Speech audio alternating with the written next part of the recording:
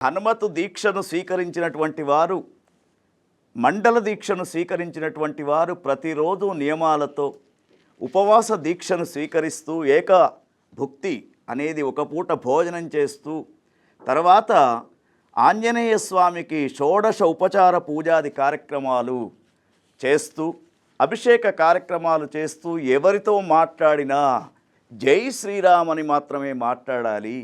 ఇది నియమాల్లో ముఖ్యమైనటువంటి నియమం. తర్వాత ఆంజనేయ స్వామికి పండ్ల రసాలతో అభిషేకం చేస్తే అనేకమైనటువంటి చర్మ వ్యాధులు దూరమవుతాయని చెప్పేసి మనకు పరాశర సంహితలో చెప్పబడ్డది.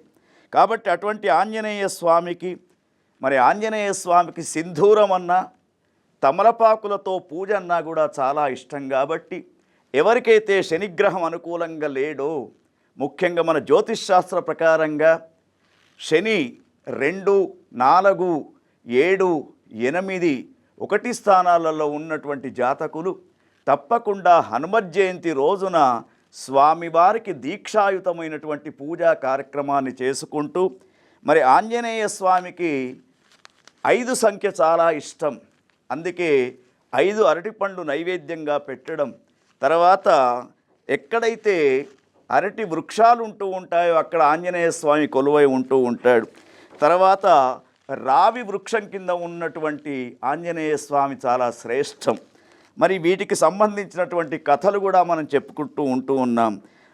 ఆ స్వామికి ఎట్లా పూజించాలంటే సింధూరం అంటే చాలా ఇష్టం కాబట్టి సింధూరంతో పాటు బెల్లం, బియ్యం కలిపి పండినటువంటి పొంగలిని, ఆ వడల యొక్క పేర్లను, అరటిపండ్లు, మామిడి పండ్ల వంటి వాటిని నైవేద్యంగా సమర్పించాలి. తర్వాత ముఖ్యంగా ఆంజనేయ స్వామి దీక్షలో ఉన్నటువంటి వారు హనుమత్ జయంతి రోజున తప్పకుండా సుందరాకాండ పారాయణం వినడం కానీ చేయించడం కానీ ఎవరైతే చేస్తూ ఉంటారో వాళ్లకు నవగ్రహ దోషాలు బాధించవు. కాబట్టి కనీసం అందరూ కూడా హనుమత్ జయంతి రోజున సుందరాకాండ పారాయణం అనేది తప్పకుండా చేసుకుంటూ ఉంటే మానసిక శారీరకమైనటువంటి ఆరోగ్యాలు బాగా ఉంటూ ఉంటాయి.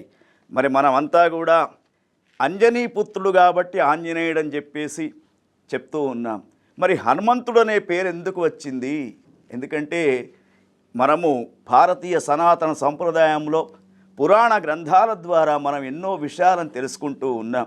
అటువంటి ఆంజనేయ స్వామికి వాయుపుత్రుడనే ఒక పేరు, అంజనీపుత్రుడనే ఒక పేరు, తర్వాత హనుమంతుడనే పేరు ఎందుకు వచ్చిందని ఆలోచిస్తే ఆంజనేయుడు అంజనాదేవి యొక్క కుమారుడు కాబట్టి ఆ పేరు అతనికి వచ్చినట్టు.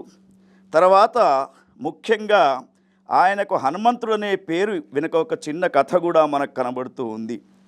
ఆంజనేయ స్వామి పుట్టిన తర్వాత, జన్మించిన తర్వాత అతని యొక్క చిన్నతనంలో, చిన్న వయస్సులో ఆంజనేయ స్వామి ఒకసారి సూర్యభగవాను ఒక పండు అనుకున్నాడు.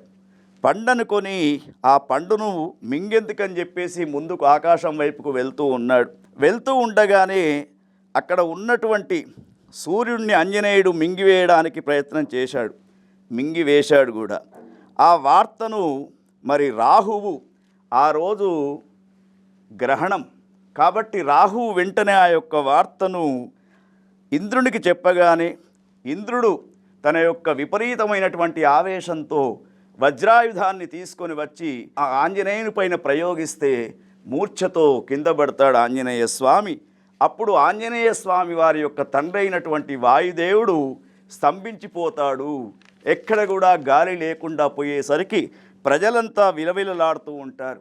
అప్పుడు ఆ సమయంలో అందరూ కూడా వచ్చేసి, బ్రహ్మాది దేవతలందరూ కూడా వచ్చి వాయుదేవుని యొక్క ప్రార్థన చేస్తూ, తర్వాత వాయుదేవుడు ఏదైతే ఉందో ఆ వాయుదేవుని ప్రార్థన ద్వారా కోపం చల్లారిన తర్వాత ఎప్పుడైతే వజ్రాయుధం హనుమంతుని యొక్క ఈ యొక్క దవడ భాగంలో తాకిందో, ఆ దవడ భాగమే హనుమ అంటే దవడ అని అర్థం. అటువంటి ఆ దవడ భాగం కొంత సొట్టబోవడం జరిగింది.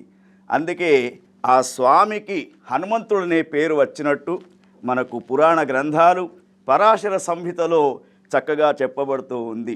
అందుకే ఆంజనేయ స్వామి ఆరాధన చేసేటప్పుడు తప్పకుండా హనుమాన్ చాలీసా అనేది కూడా ప్రతిరోజు చదువుకోవాలి. హనుమాన్ చాలీసాను చదువుతూ ఉంటే మనకున్నటువంటి గ్రహ దోషాలు ఇంకా నరదృష్టి దోషాలన్నీ కూడా పోతూ ఉంటాయి. మరి ఇంకా చూస్తూ ఉంటే ఆంజనేయ స్వామి గురించి ఇంకా చెప్పుకోవచ్చు మనం. నవ వ్యాకరణ పండితుడు అని చెప్పేసి కూడా స్వామికి ఒక పేరు.